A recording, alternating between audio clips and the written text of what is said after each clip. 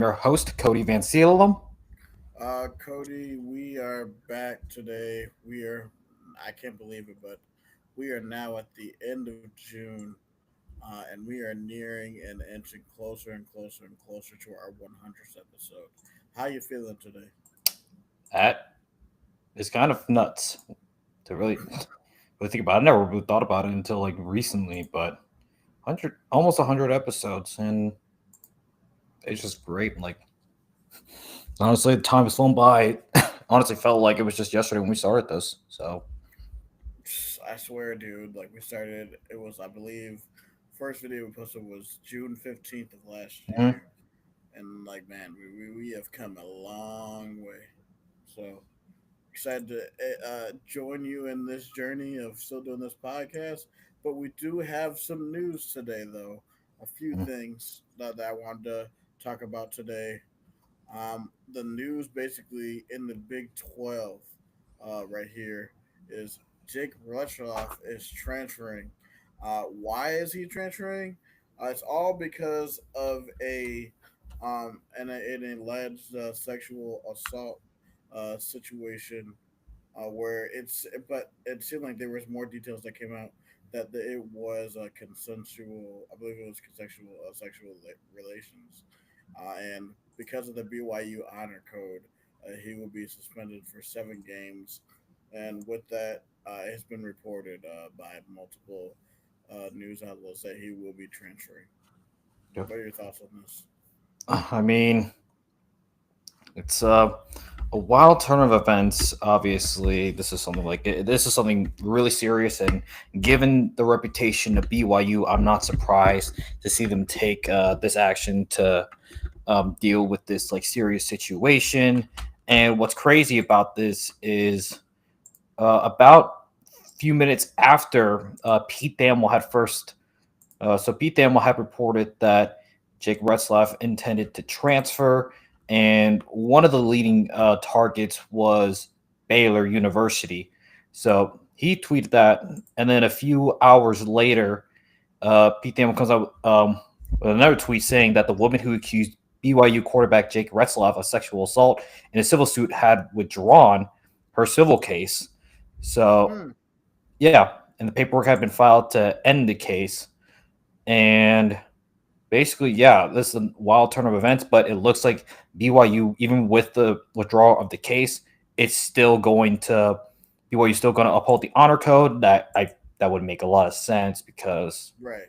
yeah, for a university like BYU with how strict things can be, like how BYU operates and whatnot, it makes a lot of sense that even if the case got dropped, you still have like that. It would just be a PR nightmare and a nightmare to the university as a whole, like their reputation. If you were to bring back Jake Retzlaff, so I'm going to assume that Jake Retzlaff will still be looking for a new school, and one of the leading targets to land BYU, former BYU quarterback Jake Retzlaff, is Baylor. Is Baylor, I believe. I mean, there are rumblings that he could possibly compete against Sawyer Robertson. To Hmm.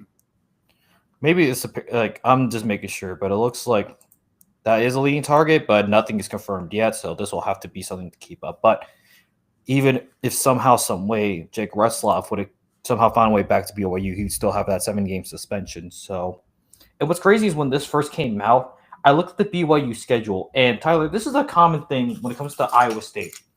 You know, so 7 games, right, for Jake Retzlaff. So in this situation, Mm-hmm. let's say that somehow, some way, Jake Retzlaff comes back to BYU. He starts that 7 game suspension. Do you want to guess who the first game is after that? Iowa State. Wait, what is up with Iowa State having to deal with like guys that come off of random things or whatever? What? I don't even know what other examples there are, but I know it's out there. I think it's just we've been burned by it so many times, dude. Like we just gotta be ready. Like Yeah. Whether it's that like the or some guy that does a whole load of nothing in the season randomly goes off against us whenever they play us. So it's like we've seen this story before. So I wouldn't So I wasn't even surprised. When I saw the first news that he was suspended, I knew myself and a bunch of Iowa State fans immediately went to the BYU schedule, and we found out instantly because we know how the story played out. So, just Well, we no. better hope that he doesn't come back. But I mean, I doubt there. I doubt he does. There's no way BYU would bring back a guy who has that over his head. well, yeah, I mean, you also got to think about this, but you also got to remember that this is the same Jake Restloff that we beat the year previous, and or beat in 2023 in Provo, 45-13 in Provo. So I Mm-hmm. mean, like, yes, he took a little bit of a step, but he still really wasn't that Yeah. impressive. But you know, with that and getting out of that topic, um, man, this is something that I have been looking forward to for years because this game is finally getting revived. And of course, this is perfect. This is like literally perfect timing because NCAA football 26 comes out on the 10th. So it comes out in 10 days. And we got we have an announcement of a new NCAA basketball game. Cody, man, dude, I played this. I'll take you back, man, because I'm a little bit older than you are. Eric and I, like, in his room, he had the NCAA basketball 10, the one with Blake Griffin on the front. I believe that was the last one ever made. One Mm. of the most fun games ever on PS3. Mm. Yeah, man. I'm excited. I'm pumped for this. What are your thoughts, man? Honestly, when I saw this, I'm like, dude, you're telling me that I can have a chance to play a college basketball game where I get to play as Iowa State, and I mean, there are so many possibilities now with that. I mean, if we follow the timeline, like how did it revive college football?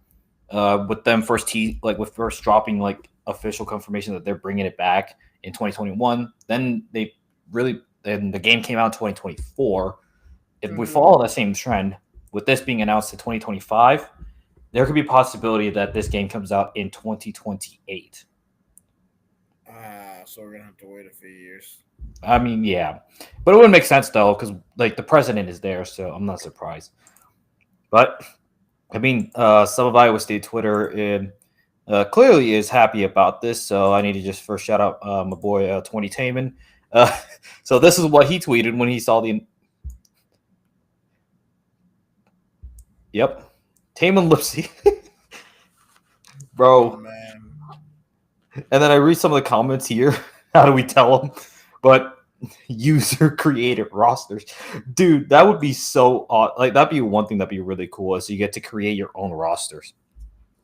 Yeah, user created rosters is something that we always did. That's what people did like before, like, the age of NAL, especially on like NCAA and things like that.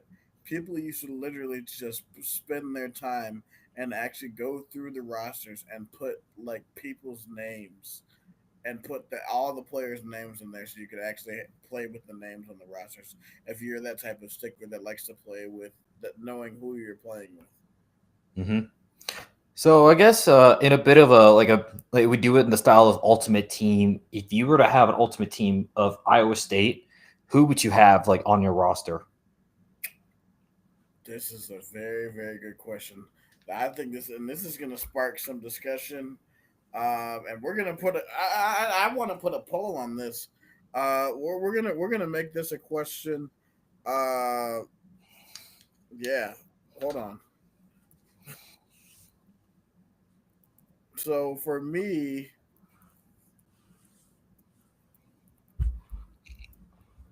I would say my point guard is definitely going to be Monte Morris because Monte Morris was so efficient. I know a lot of people will probably say Tyrese, but I'm definitely going to go with Monte Morris. Hmm. Okay, for my point guard, I would probably I'd go Jamal Tinsley. Ooh, Okay, really, really older. Okay, Hmm why him? I I think the way just I mean that's one of the first names I looked up like when it comes to like Iowa State and like when I first got to Iowa State and I learned the lore about men's basketball and Jamal Tinsley was always a name that came up and just the way I mean he had like just just the way he played the game. I would have to like look like I gotta look. It's been a while, but I have to look up like his highlight tape. But his handling, I mean, his handling is better than Kyrie Irving's. In like I think he was Kyrie Irving before Kyrie Irving when it came to ball handling. So that was always a fun thing to look towards when it came to Jamal Tinsley, just the way he could handle the basketball. That's very yeah, yeah, man. And also a fellow Indiana producer. Um, and the reason why I chose Monte was Monte has like one of the best ratios when it comes to turnovers to assist to turnover ratio. Hmm I believe it's like the best in school history. Um, Yep. and like he was so efficient with the ball, and every year that he was there, because I believe he was a 4 year player, he got better at shooting. And hmm one of the moments that is stuck in my mind in his Iowa State career was that buzzer beater against Texas in the 2015 Big 12 tournament. hmm I believe that was for to the either to the semifinals or that was for the final. I forgot which one. I believe it was the semifinals for them to face Kansas. But like, hmm yeah, man, I say that he's my definitely my point guard in hmm that scenario. Okay. Now, so my two guard in this scenario, it's got to be Curtis Jones for me. All hmm right, no. Wait. Actually, hold on. No, Wait. no, it's Tyrese McGee. Ooh, McGee. Or not Tyrese McGee. Tyrese McGee. Man, jeez, Tyrese McGee, man, bro, like was automatic from three, and he wouldn't even have to come off the bench. He'd just be my starter. Hmm So you already have a dynamic backcourt with him and Tyrese McGee and Monte Morris. hmm Yeah, I guess for I would have on my two guard. I'm gonna go DeAndre Kane. Ooh, that's a very good pick. I like that. Hmm I I just think like just I think DeAndre Kane. Like I think out of like that Hoiberg roster, DeAndre was just a staple, and I mean, there's no doubt. Like I would really like that. He definitely was like one of the players that like got me into Iowa State basketball when I went to like a few like games as a kid. Yeah, man. That shot against North Carolina in Yep. the tournament to get into the Sweet 16. hmm Oh man, that shot was beautiful. hmm And the fact that they came back, because I remember, because I didn't really get to watch the game because I was at work that day. I was watching on my phone with the March at Madness app, and it was insane because North Carolina was up by double digits with like 4 minutes left, and Iowa State came back. I was hmm like, what? But yeah, so we're gonna go to the three. Um, man, at my three, I am gonna have Will Clyburn.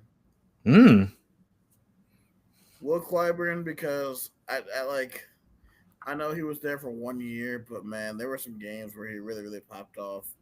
And I will his unfortunately his iconic moment for me was when he got robbed in that game against Ohio State, where that they called a charge instead of a blocking foul. Yep. Freaking Aaron Craft, I can't stand that dude.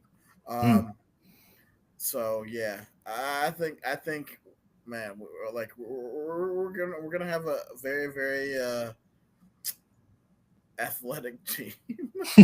Yeah. So these are my three guys so far. Yeah.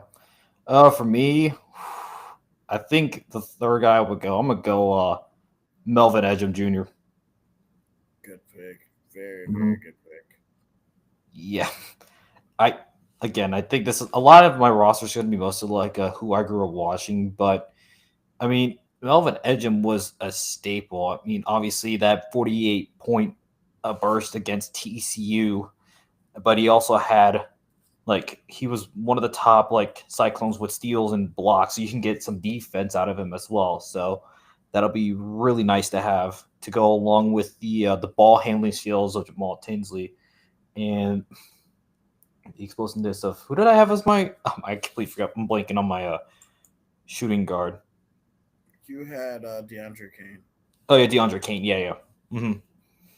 and it helps because they played together, so Yep. they'll have that. They'll have that chemistry. Yeah. All right, at my four, um, since he can play multiple positions at the four or the three, my four is going to be Milan Momcilovic at the four. I was gonna go. I was going. I was gonna go with him. Yeah, Milan has the we've been seeing him the last few years. He used to be just a spot up and shoot guy, but I Hmm. think like in some games last year, he showed you the entire repertoire of what he can be as a full player. So I excited to see what type of jump he can what jump he can have. Um, but that would be my four. Okay. So I'm gonna do a little bit of shuffling because I could. Hmm, how do I think about it?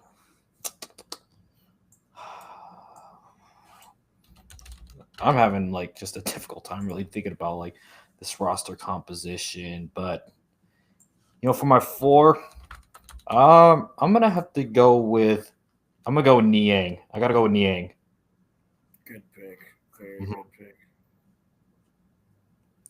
Just I mean when the guy like he's like a staple of Iowa State. There's no doubt, Yeah, and he is Iowa State man. mhm. And I mean there are times I've seen like he can shoot the ball as well. I mean we saw what he has done in the NBA when he had that spurt with Atlanta when he could just shoot it from three just about anywhere. That's really going to be a nice compliment to just the explosiveness of I think Deontay. Yeah, of who I got later. Okay. Hmm. All right. So my fifth and final pick, and who's going to be my five? I got to go with Marcus Pfizer. Mm. Pfizer being in the middle with him being able to score, and also play defense. Like we're gonna be a tough team to beat. I'll say Okay. that. And Hmm. also, I want to change my three. I know I said who did I say? I said Will Clyburn. So I want Let's to see. change that to um. No, you know what? I'll keep Will Clyburn. No, okay, Okay. I'm good. I'm happy. I'm good with my team. Yep. All right. Let's see. Hmm. Let's think. I just gotta go down. I'm going down the rabbit hole. Hmm. Okay. Yeah, I guess I'm playing a little small ball here. It's like I'm gonna have a small ball lineup, but I think my fifth I'm gonna go with Deontay Burton. Ooh, ooh, wee, man! That matchup Yeah, between so Deontay we're Burton gonna be a and real Pfizer. small ball team here. Hmm. So So you're I'm definitely playing thinking, Hoy ball. oh, for sure, that's the era I grew up in. I'll admit. So it'd be really nice to have.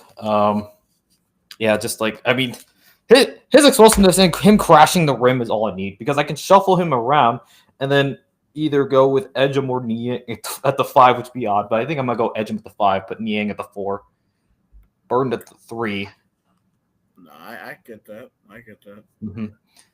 So yeah, I'm gonna have that just as like as the guys like. So that's gonna be my starting five. But real quick, let's see. there's a couple guys I think I would want to bring off the bench. The first guy I would bring off the bench would be Isaiah Brockington. Okay. And then I would have Naz, and then Marial Shayok. So those would be the three guys I would have off my bench, like that would be in the regular rotation. Okay. So we're gonna talk about bench guys. You got 6 bench guys. Hmm? And you said you had 6 bench guys, right? Yeah. So well, that was three. So that was three. Number four would Oh, have to three. be number four would have to be Matt Thomas. Dang. Hmm. Let's see. Five. Mm,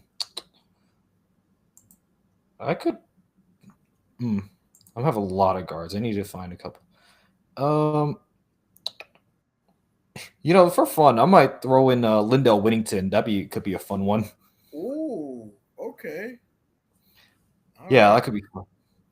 And then if we were to look in who I had current, and then I would bring Joshua Jefferson from the current team. Gotcha. Okay. All right. So here are my bench players. So coming off the bench, and this was sort of tough for me, but I had to go with probably the better overall player. But I have Royce White's coming off the bench for me, Okay. and then I gotta have another guard. Um, so I am gonna have um, Scott Christopherson, Hmm. and then my third is going to be what's that we need forward? Dustin Hogue, Hmm. bringing some good meanness defensively. He's a good rebounder. Number four. Ooh wee. Uh man, this is really tough. I'm trying to think about the last. Well, this is the last 15, basically 15 years. Man, and I don't want to use the same people as you, but dang, this is tough, man. I really got to think about like, man, who played during golly. We'll have to do this exercise, but those are my three. We'll just do three. But Okay. those are my three. But anybody that's watching the live stream, tell me what your guys' college ultimate basketball ultimate team would be, and we'd love to hear you comment it either on my page, Cody's page, or the Believe in Iowa State page. We'll put up the question, and we'll just we'd love to hear your guys' thoughts. Obviously, and with that, we're gonna take our first break um, in the show. So, of course, we are going to please like and subscribe to the show. Um, maybe you listen on iHeartRadio, maybe you listen on Spotify, maybe you listen on Apple Podcasts, Podbean, any of those platforms. Like and subscribe to the podcast, please.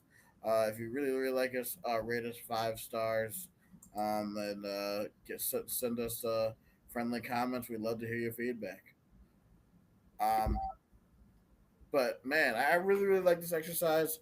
One thing I want to look into, and another topic that I do want to talk about, and that has been around in uh, Big 12 news, is that for the first time, there is not a Big 12 preseason bowl. Yeah. So the Big 12 announced last week that they were going to be going away with doing a Big 12 preseason poll. I think they follow the path of the Big 10 not having a Mm-hmm. preseason poll.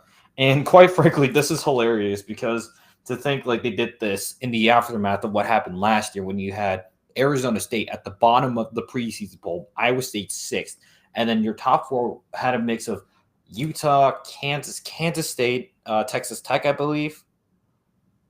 Had a mix of that. I don't know. No, Oklahoma State. Oh, Oklahoma State. Okay, yeah, I forgot. But I'd assume that those five were like somehow mixed some way in the top five. And then we Yeah, saw the preseason poll get flipped upside down by the end of the year.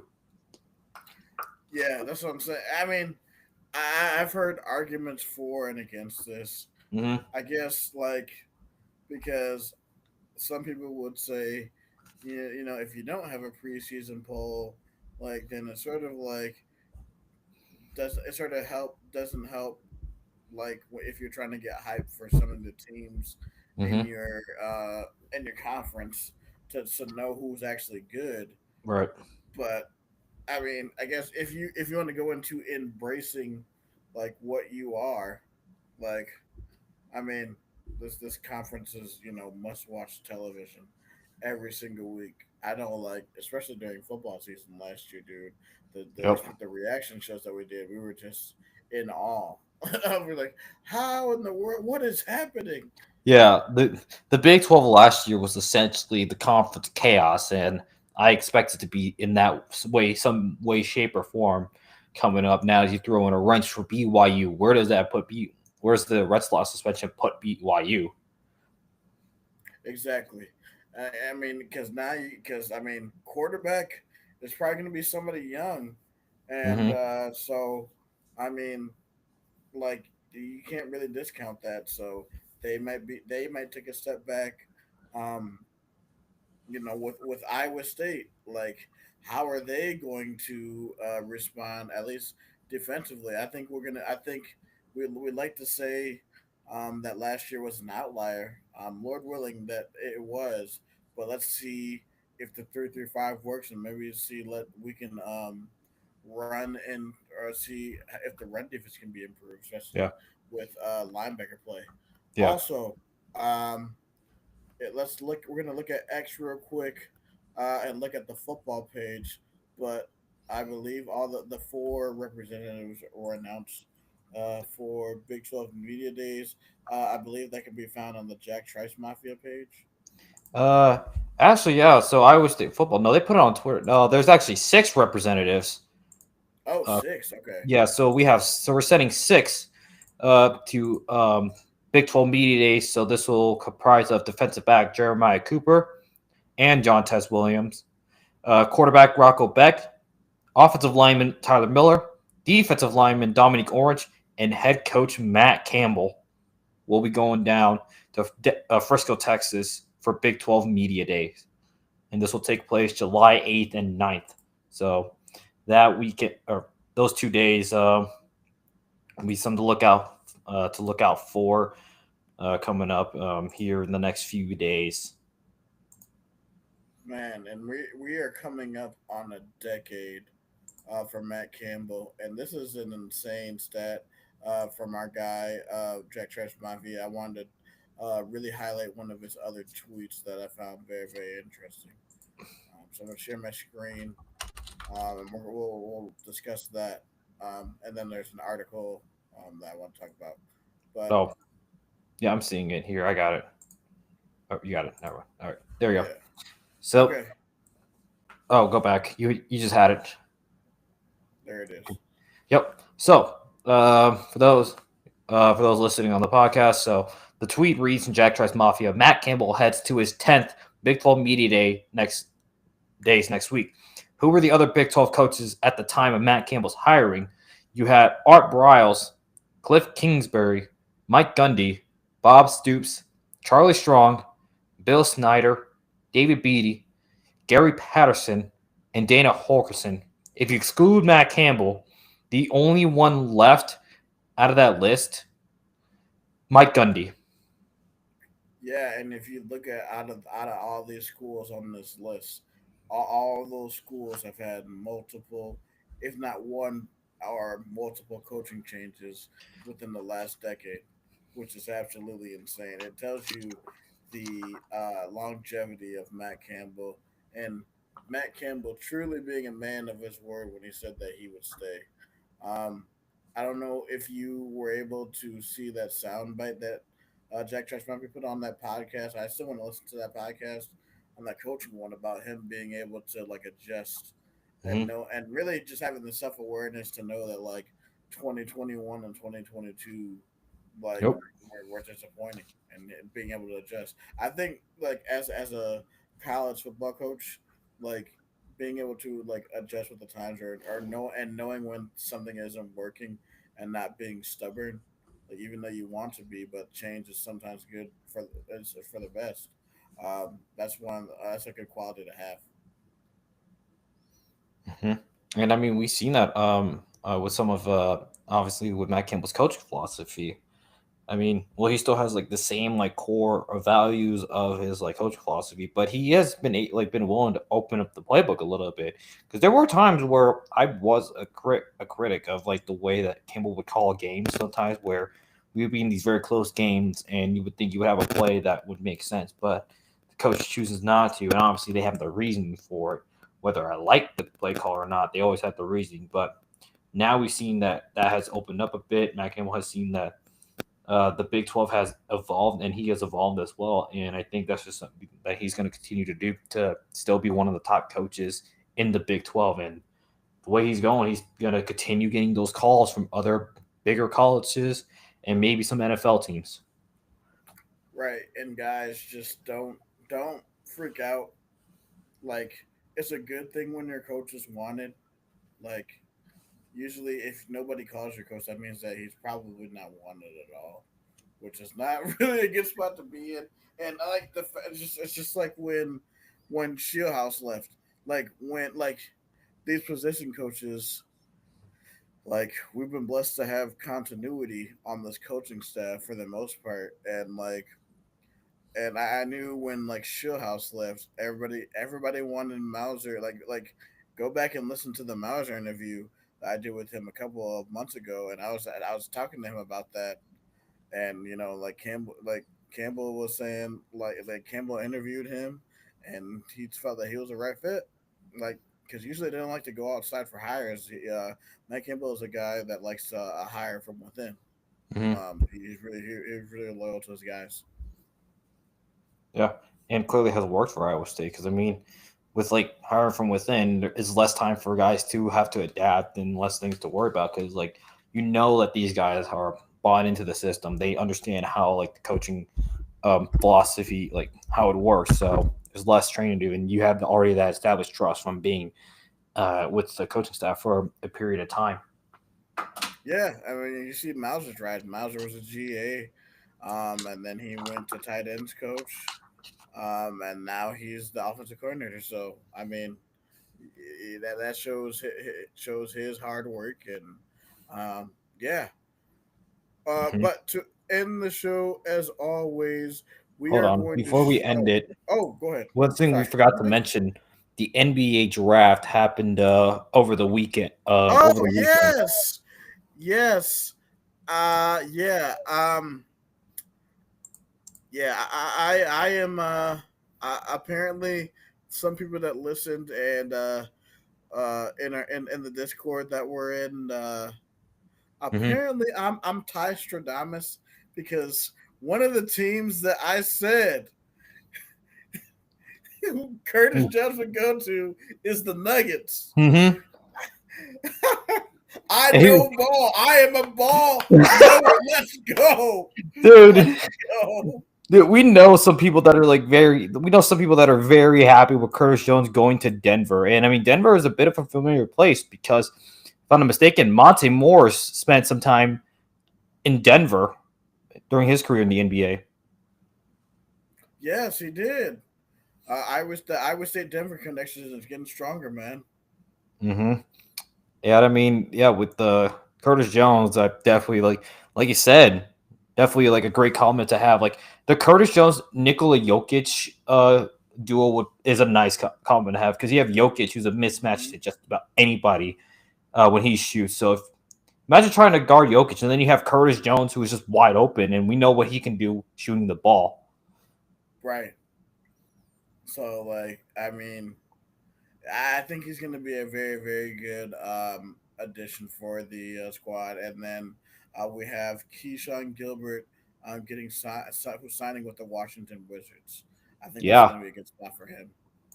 I think for Keyshawn, I think he may get like with the current state of both the Nuggets and the Wizards, where they're at like franchise wise and competing wise. I think Keyshawn has a better chance of making the roster because the Washington Wizards I are agree.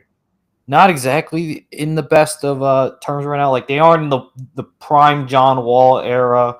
Paul Pierce hitting that shot against Atlanta, they're in that era. So Washington's a long way to rebuild, and hopefully with the Keyshawn Gilbert being a huge piece, it would be really nice to see. And then with the Nuggets, yeah, it's going to be certainly competition with Denver, but I think Curtis can really find like a nice spot. If he can get a nice spot off the bench like it was at Iowa State, I think he can thrive. He thrives in that role of being Oh able to come yeah. off the bench, and it'd be perfect for Denver, who may need some production off the bench. Yes, definitely, man. All right. Well, we are going to show love to our sponsor, MyBookie. Yep. Hey, so we try to say they didn't show on Thursday, but UFC 317 just happened, and we saw how that played out. Because if you had first round knockout in the main event, like Yeah, dude. that was crazy. That was just crazy. So okay, yeah, we do have a UFC 318, Dustin Poirier and Max Holloway, and given what I understand, like what I remember about 318, I would guess that Holloway could would be underdog to. Oh no! Wow, they're even. They're even, yeah. Okay, so we may have to look out for a wait for how that fight can end. So that's just one of the things that's great about my bookie, and obviously, major sports wise, we're mainly looking at MLB right now because Yep, we're we're gonna look pretty at that much real just quick. yeah, we're in the prime of summer, so a lot of baseball. So I know a lot of people are making baseball parlays, so that could be something that you could really explore here in my bookie. And then sooner or later, uh, college football is going to creep up on you, so that would be something to look out for. Yes. And obviously here is the promo code to sign up. We have it's MM50. Make sure you type in the Believe in Iowa State podcast when you sign up. Click the join now button right here. Boom. And then you type in the Believe in Iowa State podcast. And here are some of the promos that they have right now. Like Cody said, it is the dead of summer right now. MLB season is in full effect. Um, you get a 50% match up to $1,000 plus a $10 casino chip. You need a minimum of a $50 deposit with 10 times rollover. I talked about in the last show. You boosted parlays, more picks, you get more profits. 6% boost for 5 legs, 2% for 3 legs, and 12% for 8 legs. So there's a lot of the promos, and hey, look, I mean, you may not be the tennis person, but it's 4th of July weekend, and we got Wimbledon. Mm-hmm. Yeah. Speaking of 4th of July, is there something for the a hot dog eating contest? Please tell me there's something for it. Oh, shoot! Okay. Nathan's. Oh, dude. I Uh, think if I remember that Joey Chestnut is coming back for that, so that's gonna be really, really. That's one of the things that's crazy about like the U.S. Here in the U.S., yes, you can have a contest for literally eating hot dogs. yeah, dude. I want to see if they have that because uh, I don't know. I'm gonna look on here. Money Yeah, but that's something I just thought of, given it's 4th of July. betting lines. I'm betting. I am. Oh, entertainment. Yeah, check entertainment. Yes, Oh, there they it is. have it. Yes. Yes. Okay, it doesn't look like it's popped up right All now, but right. I mean, hey, we'll Okay. see if it Hold on. comes Hold out. on. But the fact that a tab is there for it, I hope it comes out here within the next week. I hope it comes out this week, because boy, oh boy, Yeah, they're not out yet, but we're gonna preview this on the Thursday show. Yeah, Like we gotta talk about the Nathan's hot dog eating contest because that is an a American fucking wild staple. staple. All right, so that was a fun way to end up our shout out to our sponsor, my bookie. Yeah, thank you, my bookie. Also,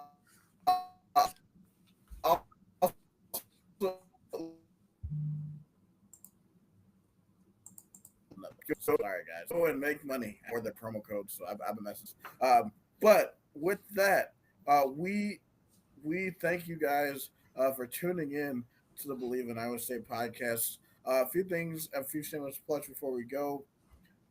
Like we said before earlier in the show, please like and subscribe.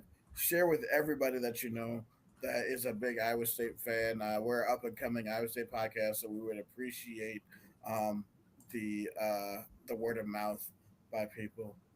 And also, I wanted to announce this on the show live. Uh, I believe last week I teased about us having a special guest on the show. Um, so 2 weeks from now, or no, 2 weeks from Thursday, um, not this upcoming Thursday, but the next Thursday on the 10th, we will be having Jake Brendon from Cyclone Fanatic as he is going to come on with us and talk uh, Big 12 Media Days, any interesting sound bites that he found, and any interesting news that he has from Iowa State. So Jake Bren will be on. So I'll be promoting that on the page, and look out for promo videos to follow. So that's one thing I wanted to do, and obviously our usual shameless plugs. So we are a top 15 sports podcast in the state of Iowa, nominated by FeedSpot. So thank you, FeedSpot, for that. Um, you can find Cody on Twitter at Matt Campbell Impersonator. I know you're going to be watching Raw tonight. Night of Champions was interesting. The build up to that was interesting. We got to talk about that real quick, man. That freaking when CM Punk came up with the George song and the Yes. tactical economics. that was dude. That was punkonomics right there. Dude dropped a couple of bars that was crazy. I mean, the big one I'm thinking of right now is when he dropped that Kendrick Lamar Drake bar. He also dropped one referencing the Undertaker.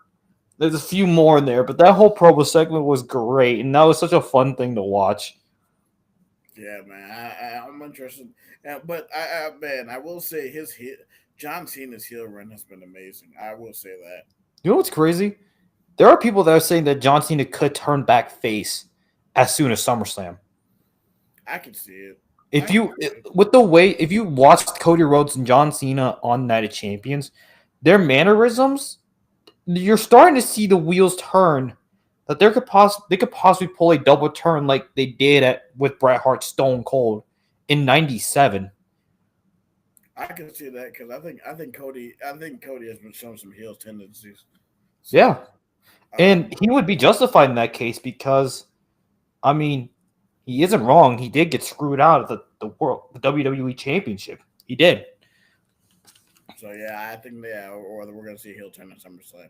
Oh, dude, I'm so ready for SummerSlam.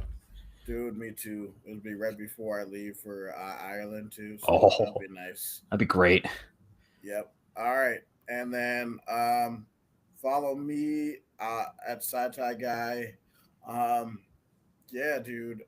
For me, I don't know. I really just been uh keeping up with Iowa State news. Really trying to keep up with what the Cowboys are doing and the free agency. Hmm. So we'll see what happens if they do anything or if they sign Micah. They probably won't until training camp. That's a classic Jones's move. But I don't have any hope for that, so we'll see. And also, lastly, follow us on social media. We love for the Believe in Iowa State podcast, Sickle Nation, to grow. Uh, Follow us on Twitter, YouTube, Facebook, TikTok, and Instagram. So with that, for Tyler Carter, And for Cody Van Cielo, this is the Believe in Iowa State podcast. Roll clones, baby. go Cyclones.